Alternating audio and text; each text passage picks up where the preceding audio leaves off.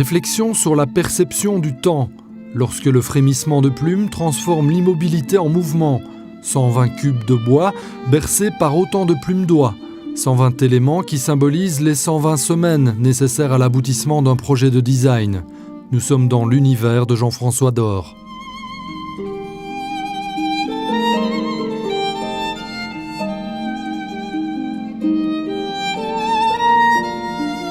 Je suis concentré sur l'objet, j'en ai fait ma profession, je travaille avec des partenaires sérieux, donc des éditeurs, des marques qui attendent quand même un résultat. Et puis la personne qui va acheter dans son magasin, dans sa boutique ou sa galerie un objet, que ce soit un tabouret, un lit ou une poignée de porte ou une paire de lunettes, s'attend quand même à ce que ce soit avant tout pratique, de qualité, que ce soit agréable à utiliser. Et si en plus ça dégage une certaine émotion et une certaine harmonie, donc on pourrait appeler beauté, c'est encore mieux. Mais là c'est subjectif, je ne peux pas garantir que tout est beau.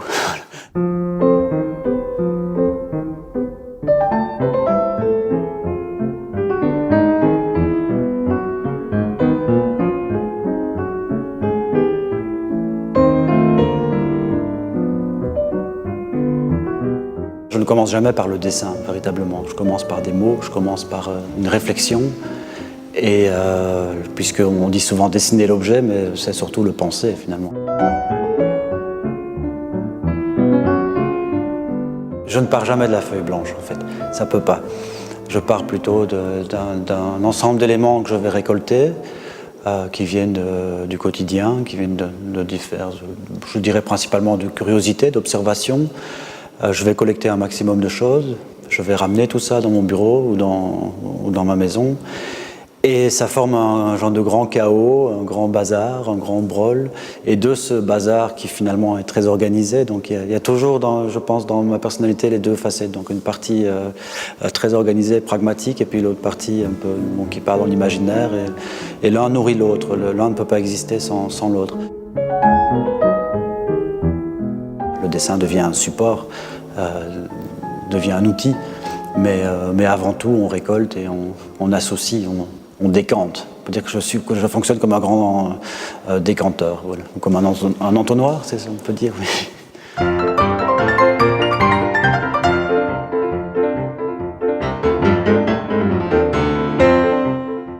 Primé à Bruxelles, Milan et Francfort notamment, élu designer belge de l'année en 2013, Jean-François Dor, ici exposé au Grand Ornu, dispose de son propre studio de design depuis plus de 10 ans. Une indépendance qui lui donne une vraie liberté de travail.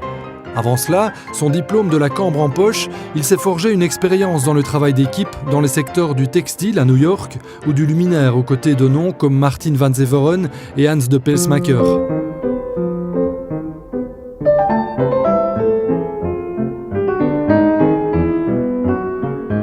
À un moment, j'ai visité une exposition de Magritte à Londres, donc je pense que je devais avoir 17 ans, parce que j'étais passionné de ce surréalisme. Et le même jour, je suis rentré à Londres dans le musée du design, et ne sachant pas ce qu'était le design, j'ai visité une exposition sur la brosse à dents. Je me dis, très intéressant, voilà une brosse à dents artistique, mais pas du tout en fait, c'était simplement vraiment, ça retraçait l'histoire de la brosse à dents et ça expliquait aussi la profession du designer industriel et ça invitait les visiteurs à eux-mêmes dessiner et à repenser une brosse à dents. C'est là que j'ai compris que d'une part, on pouvait jouer et arriver à des quiproquos avec l'objet. L'objet pouvait provoquer aussi, pouvait communiquer, mais ça pouvait aussi être une discipline extrêmement sérieuse, c'est-à-dire les objets pratiques, les objets du quotidien. Et très vite, là, j'étais déterminé, je me suis dit, voilà, je sais ce que je veux, je sais où je vais, je pourrais en faire ma profession.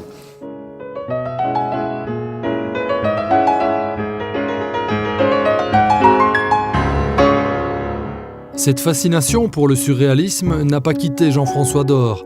Dans son travail, on retrouve pourtant une solide dose de réalisme, de pragmatisme, dans la réalisation de luminaires, par exemple.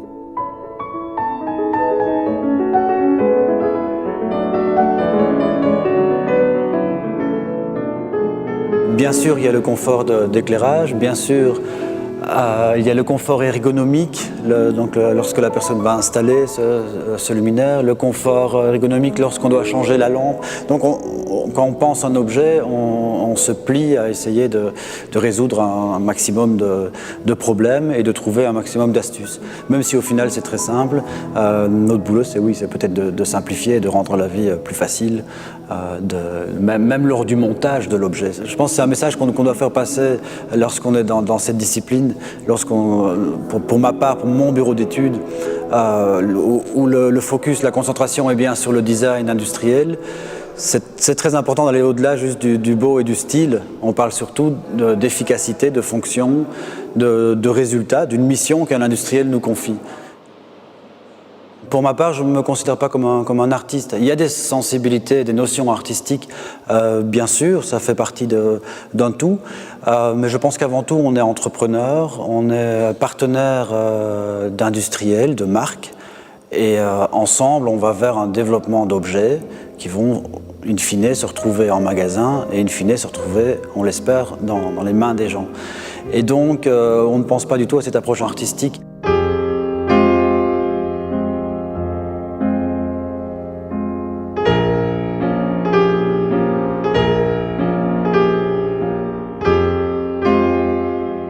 Je ne cherche pas spécialement le projet un peu fou. Maintenant, il y a des choses très simples, des objets très simples que j'aurais rêvé avoir dessinés. J'ai reçu en cadeau récemment une petite boîte de couteaux au Pinel. Là, devant ça, je me sens petit et humble parce qu'on se dit, là, on est arrivé à un genre de justesse. Donc je ne serai pas à la recherche d'un projet fou. J'ai bien sûr des envies. Si je prends l'exemple d'un appareil photo Leica, j'aurais aussi rêvé d'être derrière l'équipe qui a pu penser ça. Maintenant, on pourrait me faire travailler sur un kayak, je trouverais ça comique aussi, ou sur un vélo, je trouverais ça passionnant. Donc il n'y a pas vraiment de limite.